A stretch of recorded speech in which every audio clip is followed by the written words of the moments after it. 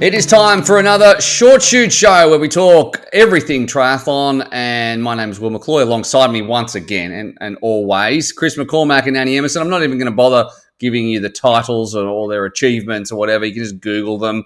I'm sure Macca wrote his own Wikipedia page, so you can just Google them. But rest assured, they've both been on top of the world in multisport, and now it's time to talk about what's happening not in the ancient past, but instead in the present.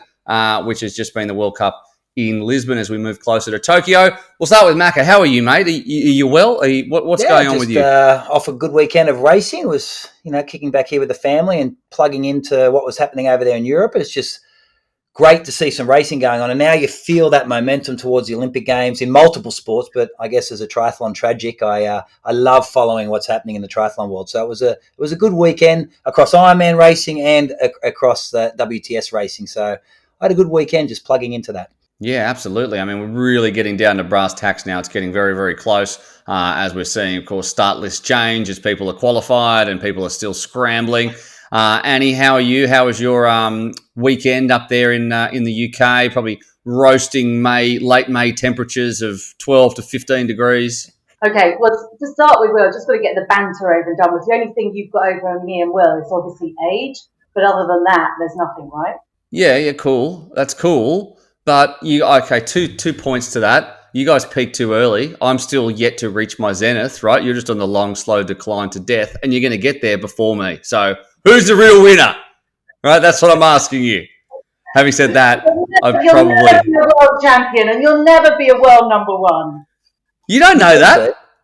What in triathlon? In anything. You just won't live to see the day, right? That's what I'm saying. The thing is in triathlon, Will, the older you get, you can age up and you can win like the 80 to 85 age group in Ironman or something. So just stay alive long enough, and you'll hang in there to potentially win one. Outlasting, mate. Maybe that's what it is for me. Endurance race. I mean, yeah, it's all good to win the champion, whatever, right? It could be esports. I don't know, or I could just live vicariously through my daughters, which I'm going to push him like Tiger Woods, just do nothing else, break up all their relationships, live vicariously through them because I don't have any skill, all of that stuff. Anyway, we will be talking to an actual relevant triathlete in Taylor Mislawchuck later in the show. He got back racing on the weekend. Didn't go well for him after 19 months out of the game. Ended up with a flat tire, the first in his entire career, if you can believe that. But better now than in Tokyo. Big weekend of racing, as you say. In Lisbon, we started with the mixed team relay. Now, there was certainly some reason for big names to join that. Still 3 spots left for Tokyo. So the top 3 were going to qualify. It was nice and cut and dried like that. In the end, it was Belgium, Italy, and the Swiss who get through. Belgium just looks so strong. Martin Van Riel, Claire Michel, Valerie Barthelemy, and Jelle Gaines is a great team. There's no doubt about that. And Van Riel just looks so comfortable, Mac. Yeah, I think the great thing about the relays and watching that event in particular was, in order to be successful at a relay, you realise you must be balanced across men and women. It's one thing to have a strong male base, but if you don't have that backup power on the women's side, you get left exposed. We saw that with Norway, who have such a powerful male team and just didn't have the depth in the female racing. But the Belgians were just incredible. They were very, very controlled. I think Martin Van Riel making that attack out of transition to bring the Belgians home. It was just a very, very comfortable race. And what I liked about that as well was the men then had to back up only about an hour and a half later to do their individual racing. So it was overall, I thoroughly enjoyed it. And to see Nicola Spirig go to a 5th Olympic Games, qualify Switzerland in the relay, her first experience at a relay in Olympic Games, and they look rock solid and strong. And seeing her run time across that relay and then correlating that to the run time she dropped in the individual race the following day, man, they're going to be tough in Tokyo. I think they're coming into their form at the right time. What about you, Annie? What do you think? Well, I mean, I love the mixed relay. It's chaotic, it's crazy. As Macca said, everyone counts. You cannot have a weak leg. But it was really important yesterday, or when was it? Friday now, because the top three, I think, automatically qualified. So there was a huge amount to play for, and a lot of teams, were left wanting. Really, I think, as you said, the Belgium team, they really put themselves, I think, in a position where people will be looking at them come Tokyo. They had a really strong team right across the board. The Italians were great. They secured their spot. And the Swiss, I mean, Nicola Spirig at 39 years of age, how does she do it? And she looks fantastic.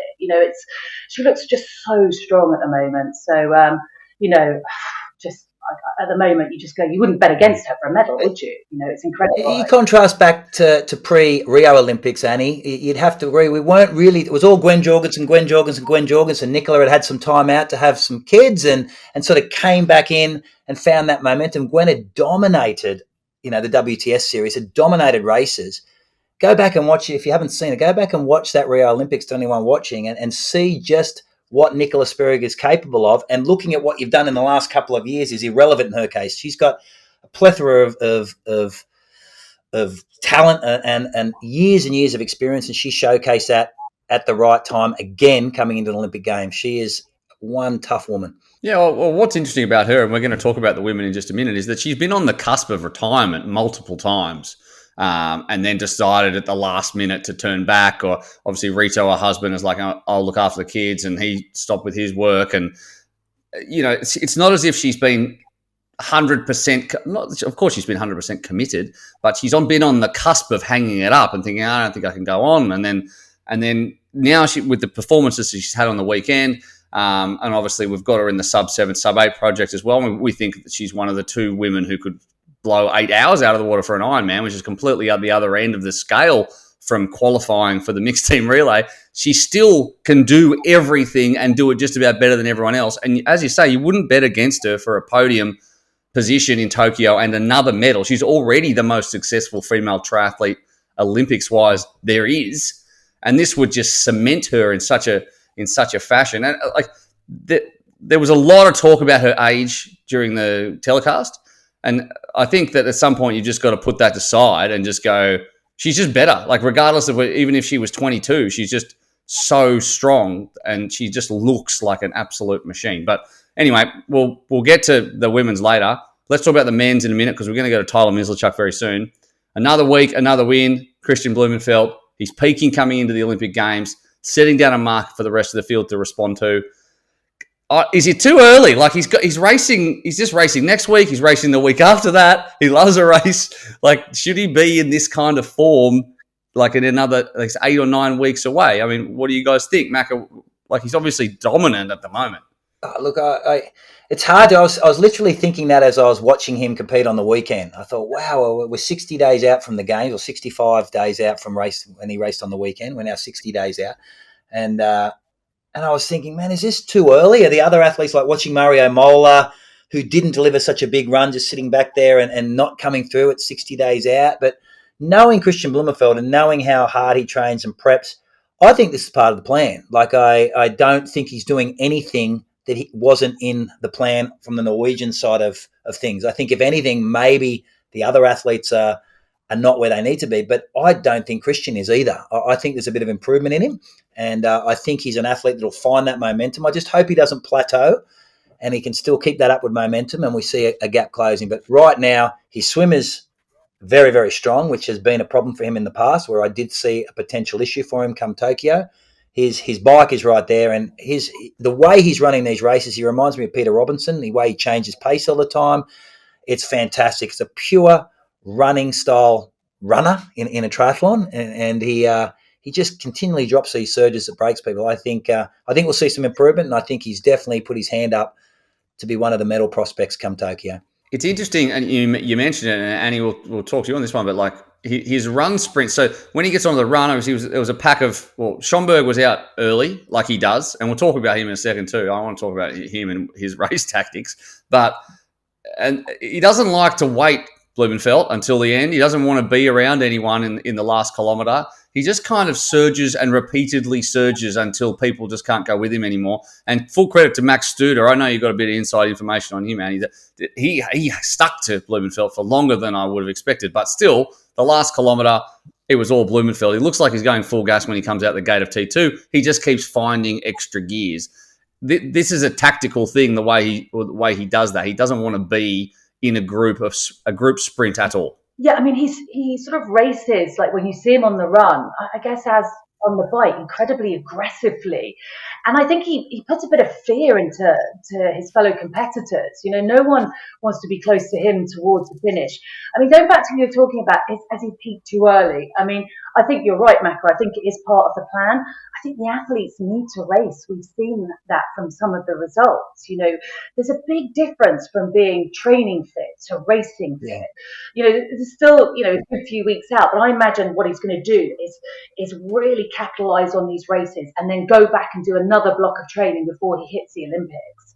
You know, and if all goes to plan and he has luck on his side, doesn't pick up any niggles, I mean, wow, he's going to be on fire. I don't know, if you want to touch on Max Studer, I mean, what an amazing result. He actually ran quicker than Kristian Blumenfeld, so 2 seconds quicker over the 10K, but he lost about 6 or 7 seconds in transition, so he had the slowest transition, certainly out of the top 10 athletes by far. Wow, I mean, I don't know if you want to touch on him now or if you've got anything more on Kristian Blumenfeld. Yep. You know, I think he, you know, he's an athlete that's won. He won. What did he do? He got a World Cup victory in Tongjiang in 2019. He's under Brett Sutton. So, you know, and which is an interesting one because everyone says Brett doesn't train, you know, men, he trains women. And I think Brett's plan was with Max was to take him forward to Paris. But this is what's happened, hasn't it, with this lost year? You know, some brilliant athletes are going to hugely lose out as the next generation moves through. And I think that's what we're seeing. Yeah. And he showcased how well he runs. You know, Brett's always been very famous for the way he can get women to world titles. And he's considered the greatest coach of women triathletes in the world. And his success hasn't been as deep on the men's side, though it has been. He has been very, very successful. He took Tim Don to a world championship. He worked a lot with Ben Bright back in the day, who was 5th at the Olympic Games and junior world champion. He has had Rito Hug trained with him. He's had some very Exactly. Johns, Jan Rahula won silver, bronze in Sydney. Greg Bennett. Greg Bennett went through. Yeah, but I saw it with Max. Like Max has dropped to 29.04 for a young kid off 1 year. Like we've all been in lockdown, so you've only come off training blocks. You have only done the work on the track in a training environment. He's probably been up there in St. Moritz with Brett running around that track and Brett feeding that desire or that drive in a young athlete. Brett has an uncanny ability to make you believe anything is possible. He really does, and you sort of walk out of a Brett Sutton training camp or training environment with a true belief that you work harder than anybody and you are well and truly worthy of winning an event. And you saw that the way he took that to Kristian Blumenfeld. And as you touched on, Annie, had he tidied up his transitions with something which will come with more racing, transitions start to come better and you refine that craft, he wins the race. He is in front of Kristian Blumenfeld on the weekend. So I thought he had a marvellous race and he's coming exactly what Brett promised. He's coming to the forefront of World Cup racing. He was in it from the swim. He ran swam 16.5, which off a 16.15 was first out of the water. So he's only 15 seconds from the front, so he can swim in quite a congested swim and a difficult swim there in Lisbon. He was always positioned well on the bike. Tardy transition, but dropped the fastest run of the day to finish second. A big future for Max. Yeah, absolutely correct. And obviously he's part of that mixed team relay team as well that now booked their spot at the Olympic Games. If you didn't watch the race, I mean, it played out, well, at the start, it played out like it usually does. Richard Varga led the swim after a false start, which you don't see that often. They got called back. But when they did get in the water properly, Richard Varga did what he does. But it was a big field, 70 people, but the swim didn't break them up, and a big group formed on the bike, which, of course, that happens in 2021. That's what we do now. We do huge groups on the bike. I guess it's the course in some respects. The course was a bit like that. Schomburg, Blumenfeld, Mislawchuck, Van Riel, Gordon Benson was amongst the lead pack, but there were big names that weren't there, like Mario Mola, Casper Stornes, Gustav Eden. Eden just got the job again of dragging the chase pack back to the main group, which they did. So there's 50-plus athletes coming into T2. And then Schomburg did what he always does and just went off on his own. So where we stand with Jonas Schomburg's race tactics, he always seems to find a way to break away from everyone. And then, he came in the top 5, so you could kind of count that as a win. But is he doing what's the smartest thing to do? Does he need to sometimes sit back and just play his cards the right way? Or does he go, this is the way I do it, and I'm going to hang on as long as I can, and I wouldn't get a better result if I just held a few of my matches back? What do you think? I think he's evolving as an athlete. I think up until probably the last 18 months, or probably a bit longer, because I keep forgetting about the lost year, but I don't think he ever saw himself as a runner. I don't think Jonas had confidence in that run. He was definitely a swimmer with a big bike. He had that height. He could run, but I don't think he had truly grown into that confidence as a runner. So he always felt that need to lay down the smack. When you see a semi-desperation on a bike by an athlete, it's always this innate fear within their own head to create a margin of error if they can get it, because they don't want to back a run. Usually a very, very strong runner is happy to close gaps and keep a group together because they know their big attack strategy is on that run. But Jonas's run is improving race by race. He's 29 and a half minute 10K. Like, it's solid running, right? He's right there. I just think he's probably 2 or 3 races off that confidence as a runner, and he probably needs to deliver a big race win with a run win to build that confidence. But I think we're probably 12 months off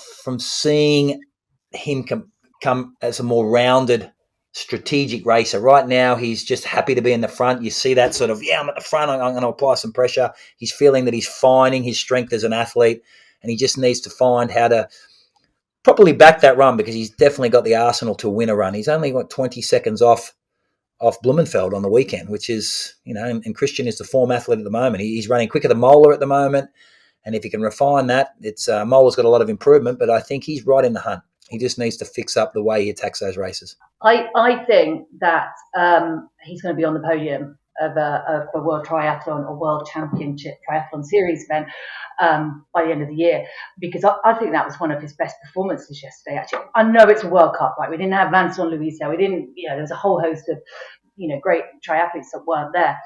But that was exceptional for him. And every time he's chipping away. I mean, don't you remember? We've lost that year, but a couple of years ago, he was so much slower. The swim he's so confident on. He's right up there at the front, of the lead pack. The biking, he's exceptional technically. He's really good. He's incredibly strong. He's brave.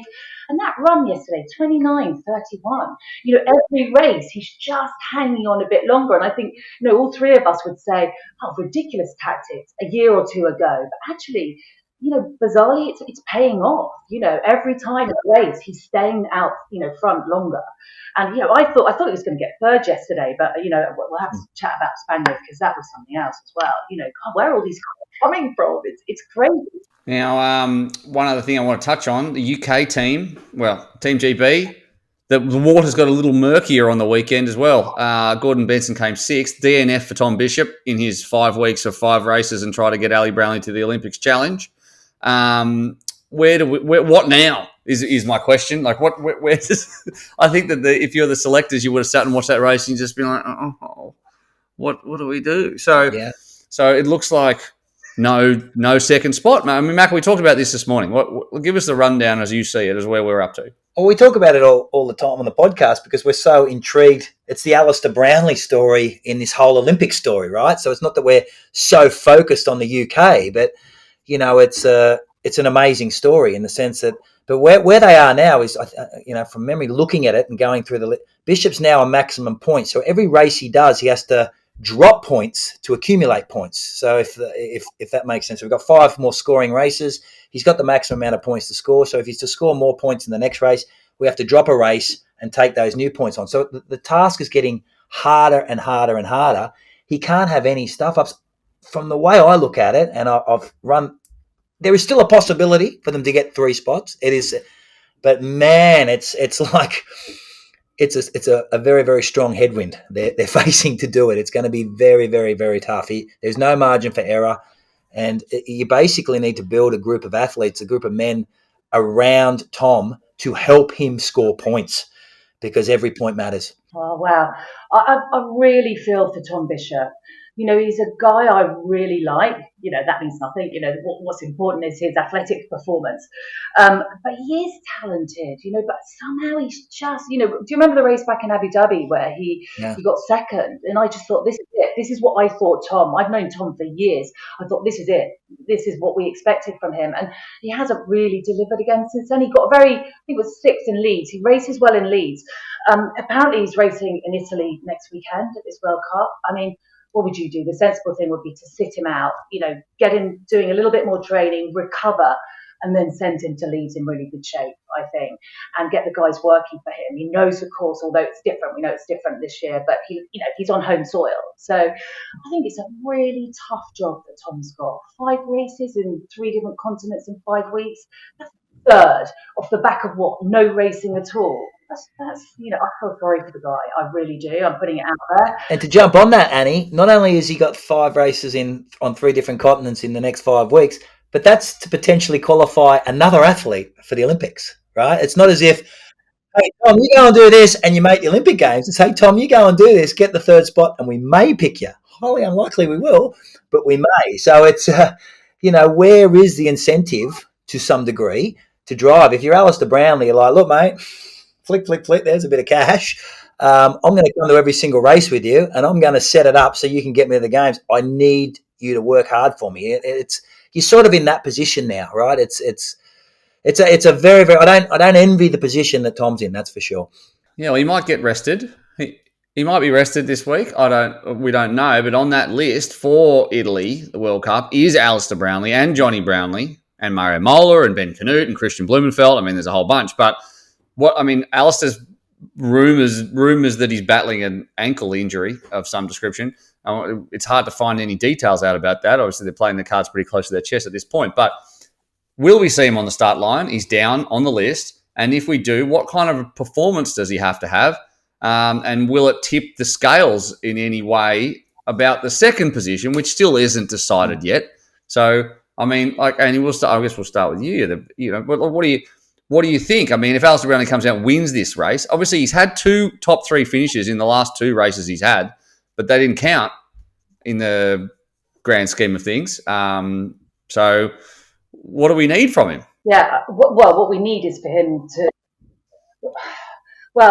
yeah, I mean, that if he does, but we don't, it's difficult. I don't want to sit here and guess about what's going on in his training or with his injury.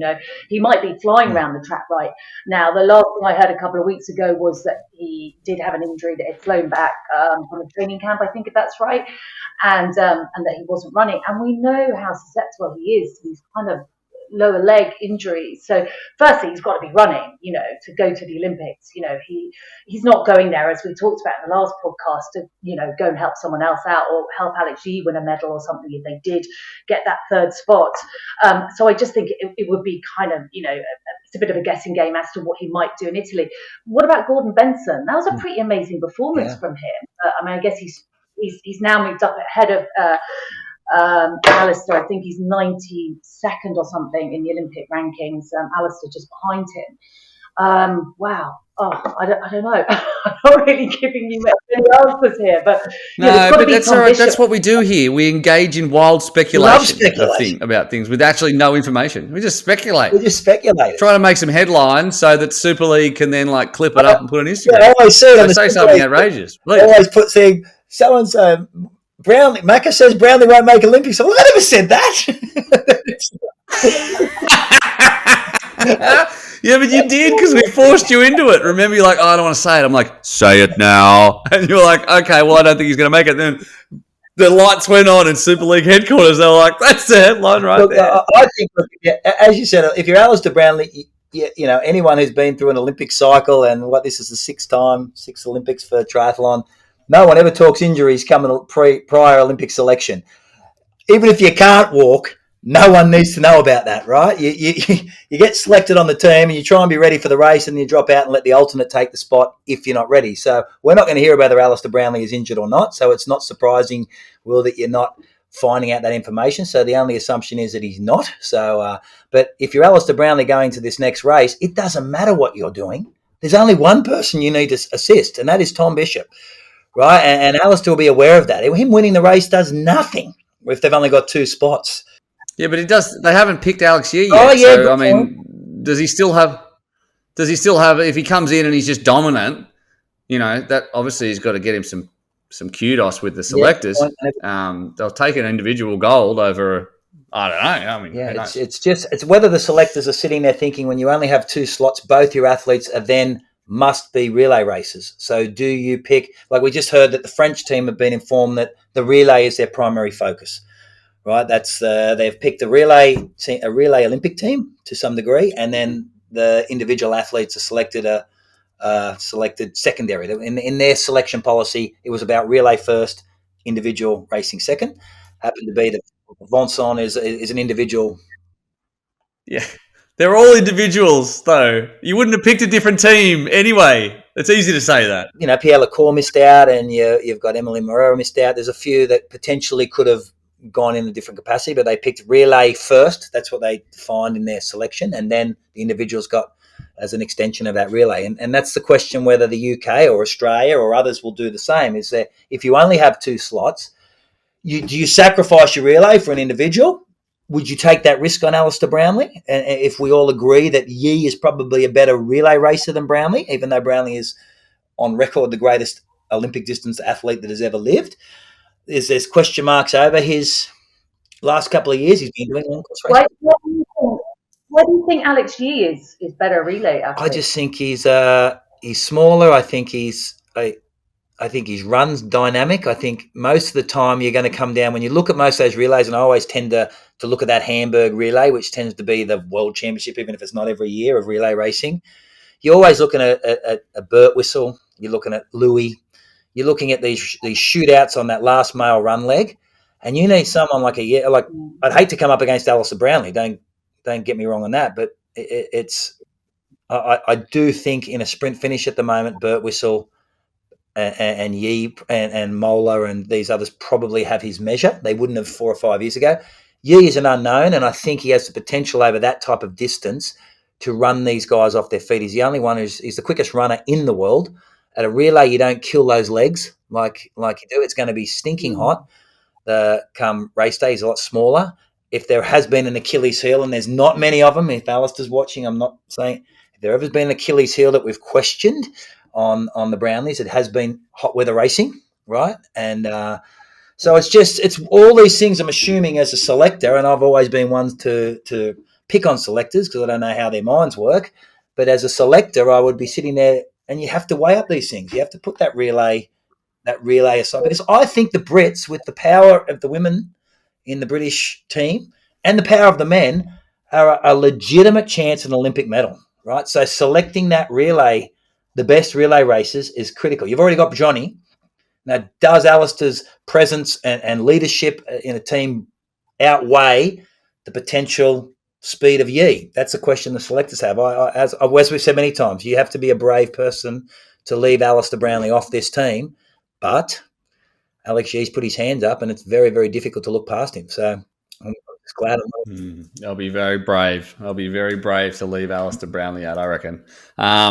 Anyway, we move on. Taylor Mislawchuck. Now, we haven't spoken much about him because he hasn't raced since October 2019 when he finished 9th in a World Cup. But just before that, he was a Tokyo Test event winner, and he really stamped his that was his big moment, and it was a huge moment for him. And then, here we go. Oh, Taylor Mislawchuck, he's going to have a great year. 2020 is going to be huge. And then everything just went pear-shaped, and he didn't race for 20 months. And then he comes back. He gets a flat tire 18 kilometres into the race. He was in the lead pack. He didn't have an outstanding swim by his standards, but he was sitting there and he felt good. Pretty disappointing. I've interviewed him, and we're going to throw to it in a minute. But Macca, just a quick comment from you on Tyler. I know you've had a lot to do with him. He's in Bahrain Endurance 13. MX is tied up with him as well. I mean, you obviously rate this guy. He's still young. He's only 26, and he's got plenty of racing. I'm a big fan of Tyler. I met him when he came across to Super League racing. He from the minute I saw him run, and I'm always got these bias to the old brigade. He reminded me of Simon Whitfield, and the same sort of running gait, this same sort of evolution as an athlete, coming to Olympic Games, winning. Simon Whitfield won his first international race in 1999. He won the Olympics in 2000. Before that, he was just butthead Whitfield. He was nobody really, and he just came. And I saw that in Tyler. And what I really liked with Tyler looking at Tokyo is, in my opinion, he's the best hot weather racer in WTS racing. He won the Huatulco World Cup twice, the hot race. He won the big stinking hot race in the States, the World Cup. He won Tokyo test events, super hot. When you turn the heat up, it's very, very difficult to beat Taylor Mislawchuck. And I'm an athlete that suffered numerous indignities in Kona because of heat. Heat matters. I don't care what you say on how good you swim, bike, or run on a piece of paper. When you turn up heat and humidity, it affects athletes differently. And it's something you're born with. It's something you can refine, but it's something you just do naturally through genetics. And Tyler has shown time and time again, turn heat and humidity up. That guy does not slow down. He runs the same in 35-degree heat and 100% humidity as he does in 19 degrees and 10% humidity. So what you see is what you get with him, and I think he's going to be very, very dangerous in Tokyo. We saw that in Tokyo test event, and I was looking forward to seeing him race on the weekend, and it was a tragedy to see him flat. Yeah, absolutely. He rode 4 kilometres and ended up changing a tyre. Still did a hard 10K at the back end to come 51st or whatever. And I caught up with him yesterday. So it was Sunday morning, just after the race. He was sitting in a hotel hallway, and here it is. Tyler, thanks so much for joining us, mate. And hang on, where are you right now? Are you on the patio? Are you in a hallway? Yeah. I'm sitting in a hotel hall currently. Life of luxury here in Lisbon, Portugal, the day after the race. Eh? Well, thanks for taking the time to join us. And after I watched the race and I got to the midway part of the bike, I thought, oh, we've lost our podcast guest. He's not going to come on now. He's going to be too upset. Give us the race review for anyone who who didn't watch the race. What happened? First race in 19 months, mate. How did it shake out? Well, first of all, I had a few dates lined up after the race. They all canceled, so we're still good to go here.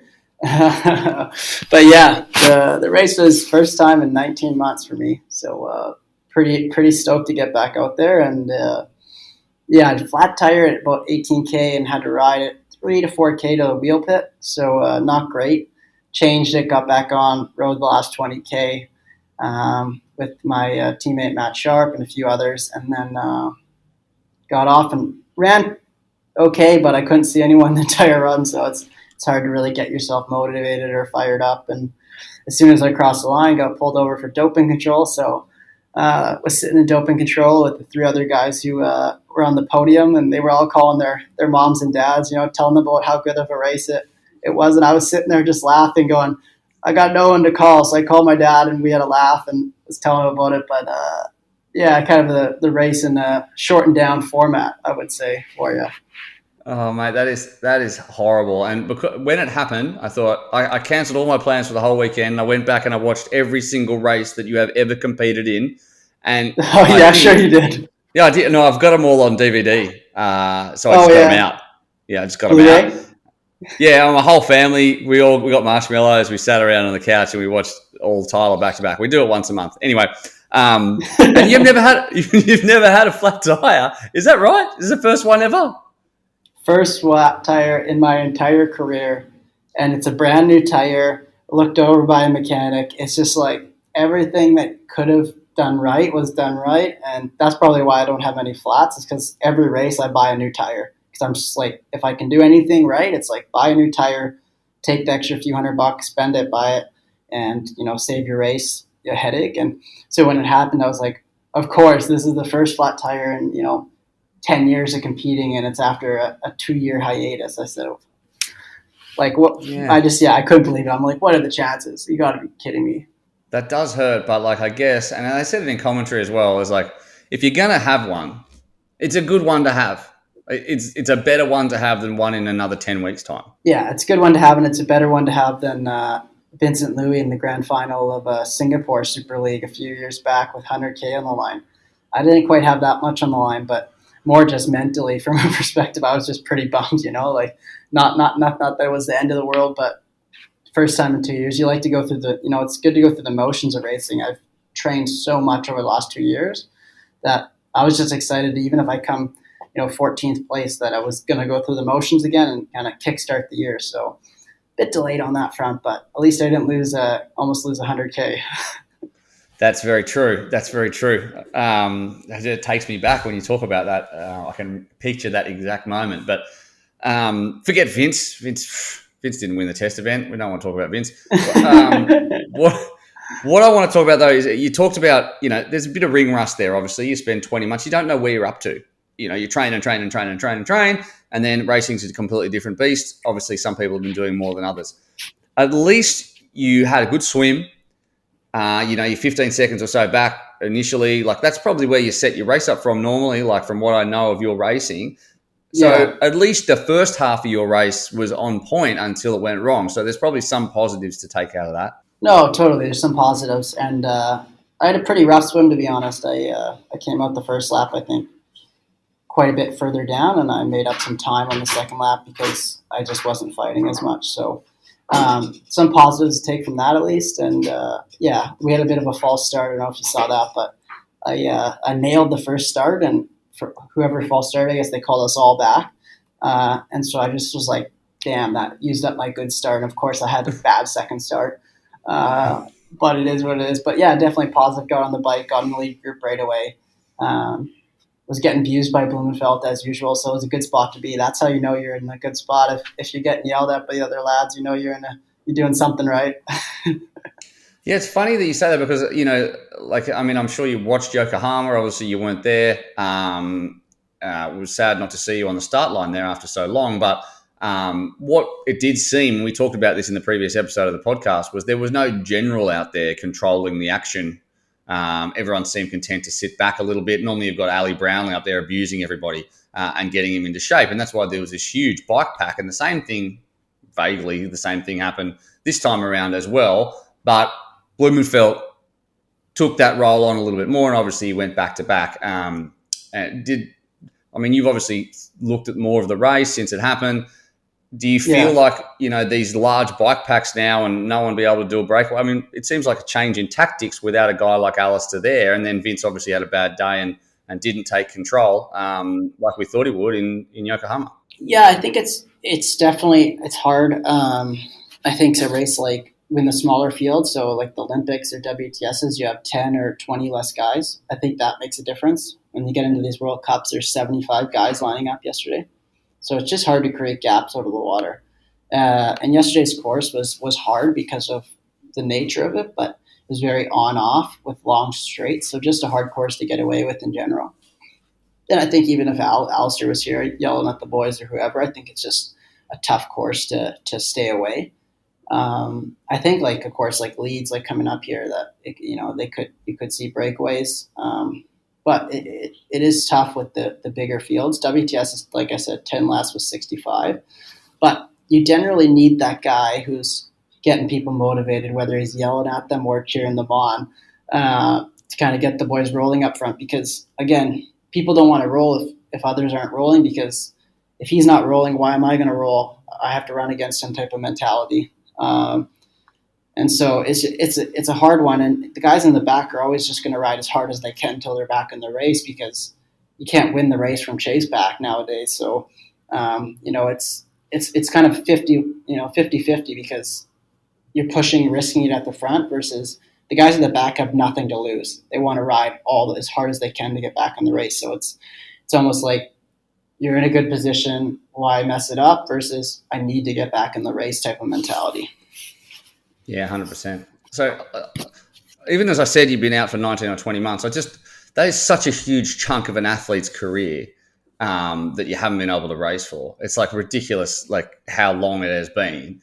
So, I mean, how did you process that whole period mentally? I mean, obviously the uncertainty of it, every athlete's different. You're obviously, you train with people, you train by yourself as well. I mean, how did you mentally cope with that entire period? And did you have periods of time where you were just like, this is too hard, I don't want to do it, I can't keep training? Did you have flat spots, and how did you pull yourself out, and how did you motivate yourself when there's so many question marks? Yeah, I might have been an exception to the rule. Like, I definitely had lack of motivation at points. But I'm a routine-based guy, so I would set a schedule with my coach and just get out and do it, because I figured that most athletes and most people, like, the hardest thing is getting out the door. Every day is just getting out the door. And I just said, if I can get out the door every day, the training's going to take care of itself, because once I get out there, you usually love it, after 10, 20, 30 minutes. Sometimes not. Sometimes you're on the bike for 2 hours and you're like, this wasn't great, but we're all human.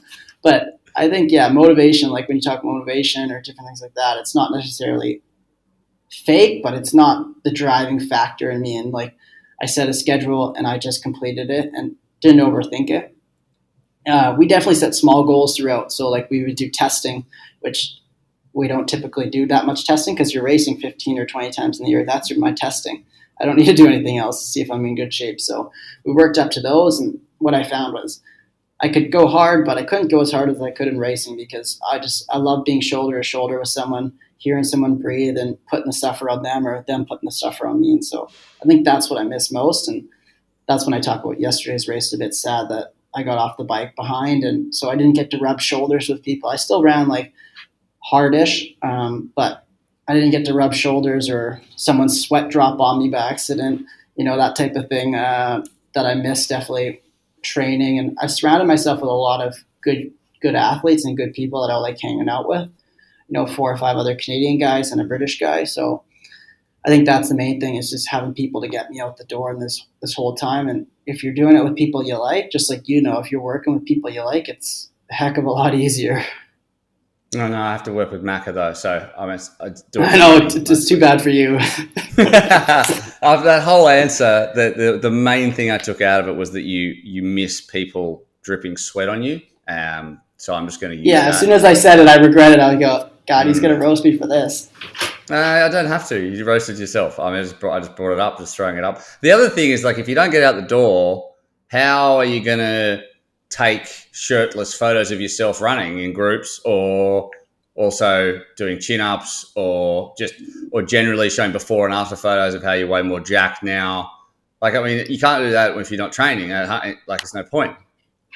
Well, you can do it, just mirror selfies inside, but the lighting, I'll tell you right, inside is not as good as outside. Natural light is the way to go. I've been really doing my research here, and natural light. So that's the main thing of getting outside. I mean, the lighting is just so much better for my skin, I believe.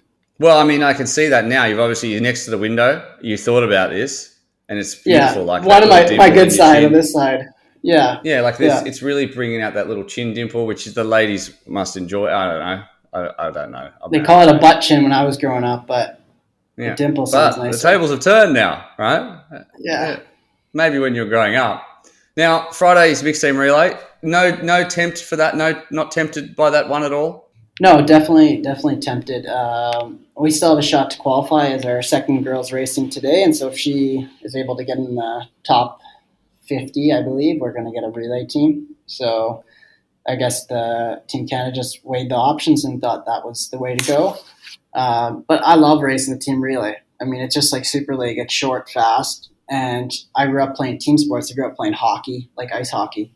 And in Canada, we just call it hockey. But I love the team aspect of it. And like for me, like it's so fun to like finish and like, fist bump your teammates and know you gave it a good crack and keeps you honest. So I definitely I'll be very sad if we don't have it at the games, but again, my main priority is the individual race, so it's more I have to focus on that, and if I can do the relay on top of that, that's great, but my focus has to be on the individual if I want to try to get one of those shiny things around my neck at the end of the day. Well, who joined you? Who joined you on the Olympic podium? I mean, like you're gonna you pick a spot, pick your spot, and then who takes the other 2 spots? What's your trio? What's your trifecta? Have you watched many of the races nowadays? It's somewhat different every weekend. I mean, other than the last 2 weekends where Blumenfeld's run away with it. But I think the year before COVID was only one person won 2 WTSs, and that was Jake Birtwistle, and the rest were won by someone different every weekend, including myself at the Testament. So when you go into a race like this, I think some people may have targets, they're targeting certain athletes in that. It's just not the way I race. Even like this weekend, I'm going in and going, all right, I want a good result, but there's no one I'm specifically targeting. And when I get on the run, I just have to think that I can run with everyone. And that's the way I'll set my race up, is that I got to be able to run as fast as anyone in the race, whether I'm in one giant group or a group of 15 off the front. And I think it doesn't change preparation. And this is a very political answer because I'm not giving you the names. But no, honestly, it's not a straightforward answer. And I think like looking at it, there's 15 to 20 athletes who could be on the podium on different circumstances. And we'll see. It's hard to tell now, like, because an athlete right now who's winning doesn't necessarily mean they're going to win the Olympics. I mean, they could, but the two aren't necessarily together, right? They're separate entities. That's it. Okay. So you're not going to give me an answer for that. Fine. How about you take yourself out of it for a second? We're recording this part of the podcast before the women's race today. Right. So the women's race is going to take place in a few hours. What's your tip? Because this is obviously going to go out after the women's race, so we're going to find out whether or not you're any good at tipping. Who will win the women's race? I don't know. It could be someone unexpected. Like, you could have someone like maybe like a Sandra Daudet win the race or something like this, because she's just, she's not on the French Olympic team. There's 2 spots, and she could be someone who's like fired up to go race. She's an amazing runner.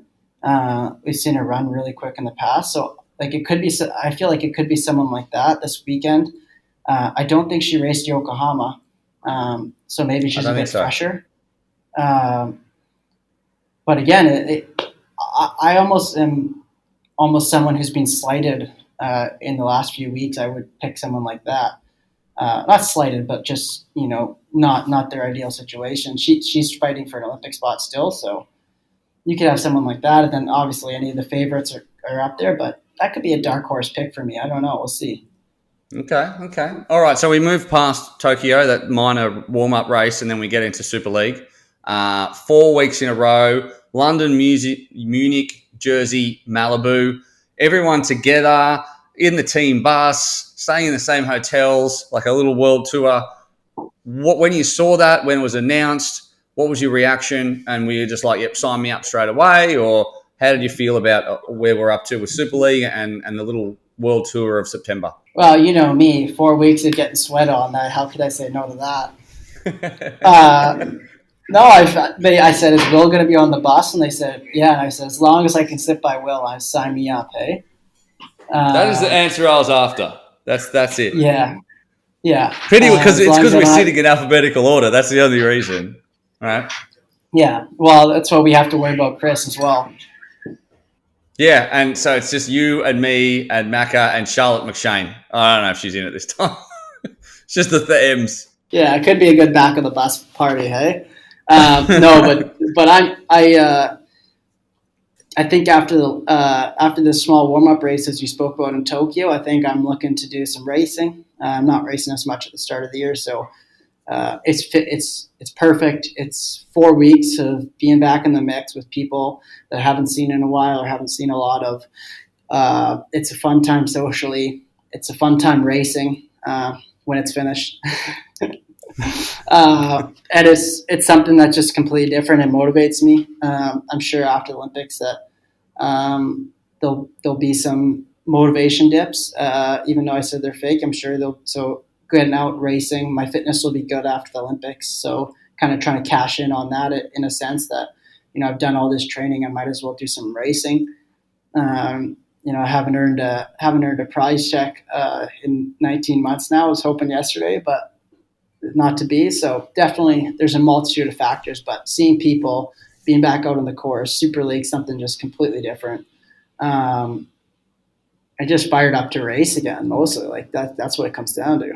I'm a bit concerned. Is that because you haven't earned a prize check for 19 months? Is that why you're sitting in the hotel hallway? Yeah. I couldn't pay for the hotel room today, so it's just right here. Hey, mate, I might curl up in a little towel over there after. And also, people put their food out. They put their food out like after they've eaten. Like there's often a fair bit of food left on those plates. Yeah, most people only get food carts once a night, and I get like all the food carts. It's like a buffet.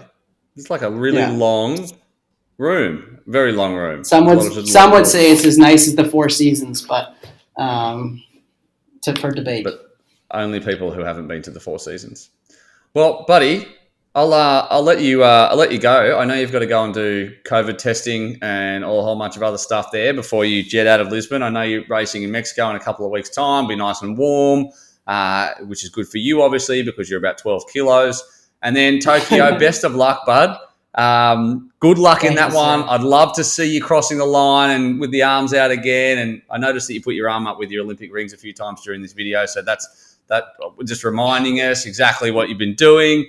Man, thanks for taking the time. You're exactly like my mates from home. If I even I can't wear anything other than long sleeve because they'll just roast me. Like I'll be going to do pick up a plate and they go, "Oh, you're showing your Olympic tattoo, buddy. Way to go. Good job. You went to the Olympics." Well, you could get another one. You're going to go to another Olympics now. So why don't you get the rising sun on your back, like Vince's owl, massive? What kind of iPhone do you have?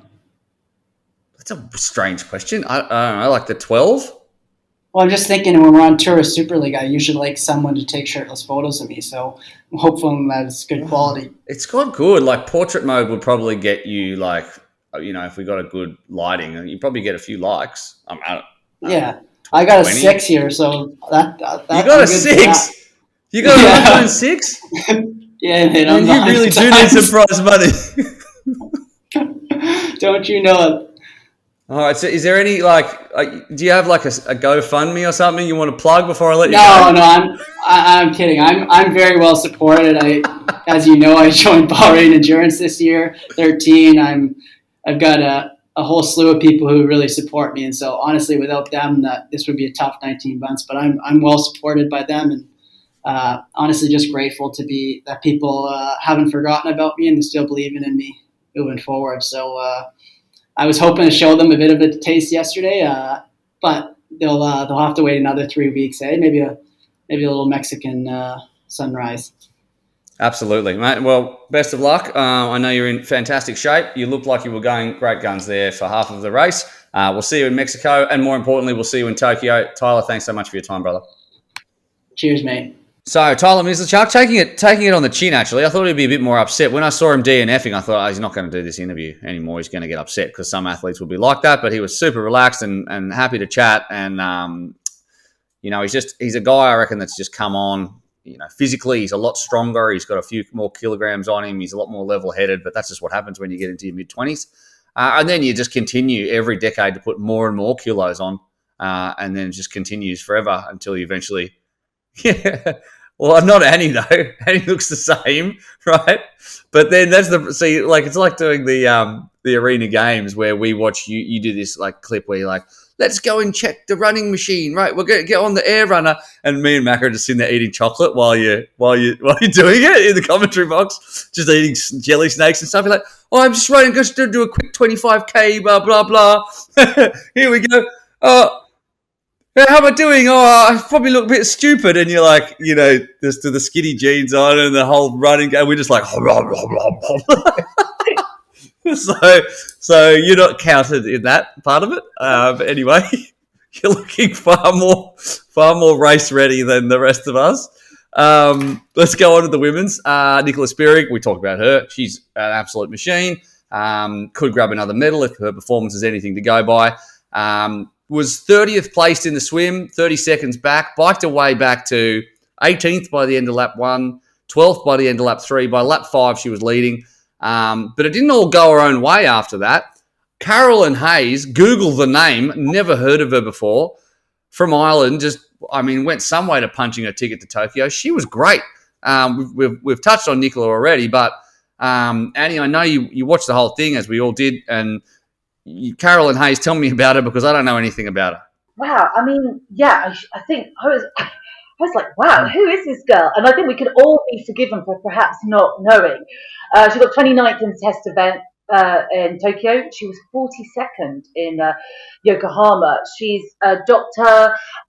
She started racing in about 2014. I think she has a natural engine. She talks about how she came from a swim background. And then did some marathon running and was kind of knocking out 3 hours without any training. So there's obviously a good engine in there somewhere.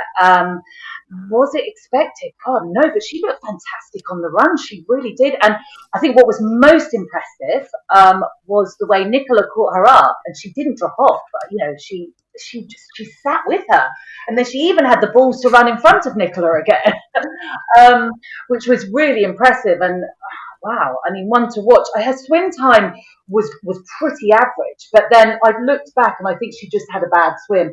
I think the conditions for the women, like at some point in the race, they looked, fairly benign and okay, and then I think other angles showed quite a big swell, so she was way off the pace on the swim. But thankfully, she had Spirig to pull her up to the lead pack. But she has swum reasonably well before, and she does come from a swim background. So, wow, Caroline Hayes, 42nd in Yokohama to second in the World Cup yesterday in Lisbon. Outstanding performance. How hard is it? That just made me think about it. You guys would know, right? So you say you're leading a race and you've led like a large chunk of the race like she did, and then eventually some superstar close to the end comes up, runs alongside. You're pretty much defeated then. You're like, I can't hold on. To hold on to that person then and for any length of time must mentally be extremely difficult, because you're like, I'm so close. And I've led the whole way, and here she is. You can hear her footsteps, and then suddenly you get her in the corner of her vision, and then you're like, I'm cooked here. To come back, then I've never been in this position before. Obviously, what is it?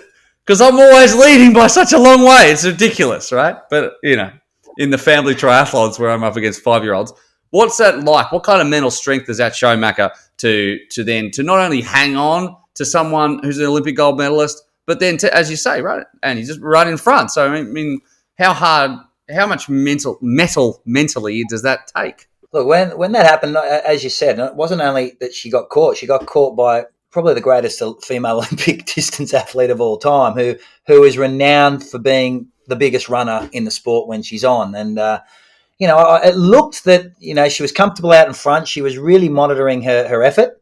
She didn't, what I took away from Caroline's performance was it was such an experienced racing performance from a strategic point of view. She didn't rush that transition. She found her run pace relatively early. She stuck to it. And when that pressure came from Nicola, she allowed that gap to close and then was able to go with Nicola. She was ultimately outrun in the end, but it wasn't by much. I thought she raced the perfect race. I was expecting Vicky Holland. I was expecting, even Kirsten Casper. There was, Summer Rappaport. They were all in this race, right? I was expecting a lot more of those athletes to apply a lot more pressure earlier in the run, and we just never saw them. So I just thought Caroline's performance was, I think she'll take a lot of confidence from that. We're not going to see her at the Olympic Games, but we're not. Are we going to see her at the Olympics? Well, they haven't chosen yet, so she's pushed her case forward. Yeah. So hopefully we see that sort of progression from her, because I think she's a big talent, and that type of racing tactic and that type of racing mind, you're born with that, and to have the confidence to do that is you start refining that and improving that. Yeah, and she can do amazing things. I mean, she's 33, so that we don't want to talk about age, but that's actually good. That works, I think, in her favour, because she's a bit more relaxed, and the maturity, fastest transition, and that was only her second. Well, she's only ever raced one World Triathlon Series Olympic distance events. So, she's raced some African Cups, European Cup, with a lot sort of lower tier athletes. So that was an outstanding performance. She's trained by Gavin Noble, a guy who has a huge amount of experience in triathlon. And I think they've seen the numbers over the last year or so, and they thought she was capable of doing something quite special. And she did deliver. If she does get to Tokyo, the big question is, can she hang on in the swim? And, will she have the likes of Nicola Spirig around her to pull her up? And if she does, again, she'll be a threat. She's a tidy runner, and she's petite as well. So, she'll go well in the heat. What do you think of Vicky Holland? Because I know it was her first race back in a while, and she was there. She did, when you see Vicky in that run form that she gets into, and she gets into that peak, she's a remarkable racer. She's a very, very clever racer.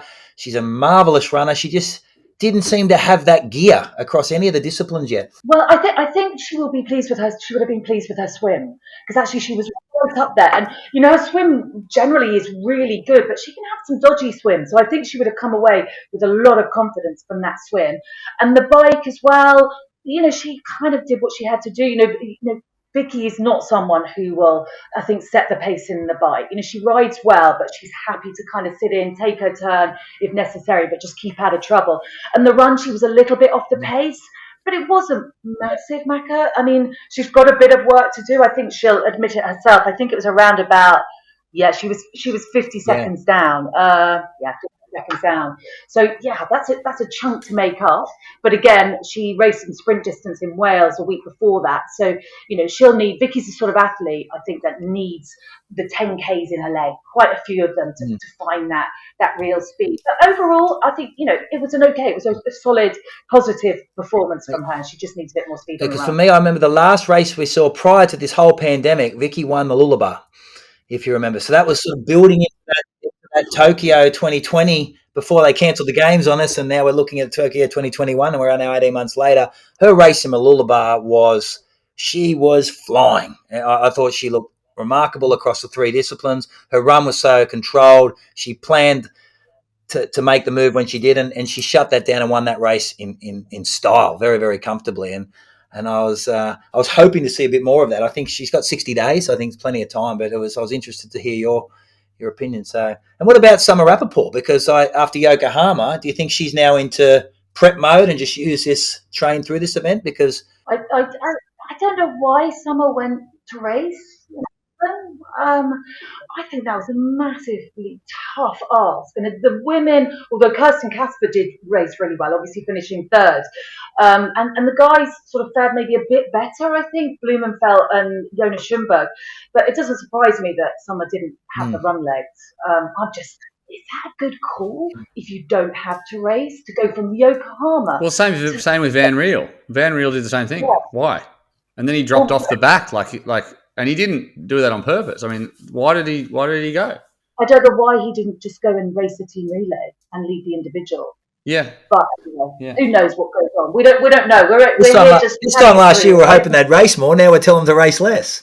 It's like, well, maybe that's just because they just go, oh, we'll lock that in because it's been so long since we've raced. We just need to go race, or we just need to go do it. And then they're like, oh, I remember why I don't want to do this because I got to travel halfway across the world. And it's hard. It's hard work. Anyway, Kirsten Casper, you mentioned her. She had her first podium in 2 years. She's kind of like the forgotten woman of I hesitate to say that, but of US superstar triathlon. But it's not going to stop Katie Zafiris from taking that spot. But still good to see her do a job. Or Taylor Spivey. That American women's, the depth in the American women right now is remarkable. And Kirsten's had some injury issues since we saw her in Super League racing, and she's managed that. She's been training in Boulder. I follow her on social media, and she was doing a lot with Taylor Knibb in Boulder. So that training group has been doing great things. We saw Taylor win Yokohama, and I thought Kirsten, it's just great to see her back near the front of the field and she looked like the old Kirsten Casper, it's good to see because she's so talented, and those injury issues of the last couple of years, I think, have robbed us. And then we had COVID, robbed us of some amazing racing from Kirsten that we could have seen. Yeah, prior, in Super League, we've seen her. We had that whole period of time in Super League where it was just America 1, 2, 3. So it was just Summer, Kirsten, and they're both chasing Katie Zafiris, and they were just so strong during that 2018 period. I've got in my mind that picture of them running up Mount Malta, and then just Katie just finding an extra gear at the back end, and that's when America was on top in the women's racing. There's no doubt about it. A couple of other notables. Rachel Klammer came 8th from a Super League perspective. Nat Van Coverdon finished 11th. She's obviously been in our arena games. Good to see Rachel Klammer back. I haven't seen her race for a long time, and obviously Richard Murray's gone through the ringer a bit with his AFib, which I think he seems to be getting on top of. And that pretty much wraps us up. Has anyone got any more comments, questions, suggestions, thoughts about triathlon before we Henry wrap it up? Schoeman, because he couldn't get into Portugal for the race. He had an issue with the visa or something, or he didn't have and he went home and got the vaccine. Following him on social media, he got crook for a couple of days. He was sick, so he thought, I better get the vaccine. Yes, I was like, wow, it was interesting. So they put a picture up today that he's a lot better, but for 2 days he was down. So I was eager, keen to find out. So I hope you're all right, Henry. Thinking of you, mate. Get better and back to racing. He's the only man. He's already had COVID. Him and Frunzel got COVID already. And They've already been through he the always, ringer. he has a semi-fragile, with the utmost fragile immune system, because he always tends to get a little bit sick prior to races. And so he got COVID, but it looked like the vaccine knocked him around a fair bit. So hopefully he comes back. That's what happens when you're 51 kilos. Eh? So it's fragile. Like, I get the vaccine and wouldn't even touch the sides. I just go, all right, I'm 90 kilos. I just have it. It does affect the skinny people. It affects the skinny people, Will. You'll be absolutely fine, obviously. Because I had it, and I felt really crap for 3 or 4 days. Not that I'm an Olympic athlete or anything like that, but if I was him, if he didn't need it to travel, I would have left it. What? Did I miss something there, Will? No. I just tuned out during the middle of your backhanded comments you, mate. there, mate. Fat Yeah, exactly. It's funny, right? Because I used to before I started doing triathlon commentary and stuff, I used to do rugby league. Now everyone is like 110, 115 kilos, they're gigantic. And I used to have this microphone and I'd just be like this little guy, like holding it up. And then I came to triathlon, I was like Gulliver's Travels. Like I just come banging in like, hey, and there's all these tiny people running around. And then you people think that's normal, but it's not normal. Okay? It's not normal to be that. I had that with my wife. My wife's like, you're the first guy I've ever met when I started dating her that is trying to lose weight. Most of the guys I've dated are trying to bulk up. You're too skinny. Eat something, will you? I'm like, eating's cheating, darling. Eating's cheating. Because you people you're not in the normal realm of human beings, right? Not at all. I got a Jake Birtwistle. I've got a Jake Birtwistle race suit downstairs. It's my one goal in life to one day put it on and be able to zip it all the way up. But I'm so far away from that. I'm like 30 kilos away. I've got the Blumenfeld one you'll fit into.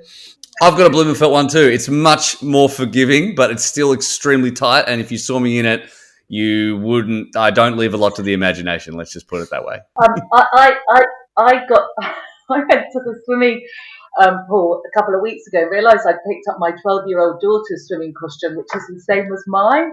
I got in it. I mean, I wasn't going to miss that bloody session that I'd put the time out in the day, and I got it on. I mean, there were a few bits hanging out. Well, not the important bits, but I got Zoe's 12-year-old cosy on. That's not bad, is it? Okay. It's very impressive, but also you've just alienated all of our female listeners and male listeners and everyone. No, You've become not relatable as a person anymore. You're not a relatable person. I'm going to go and eat some donuts, okay? And drink Please do. Please post photos of it.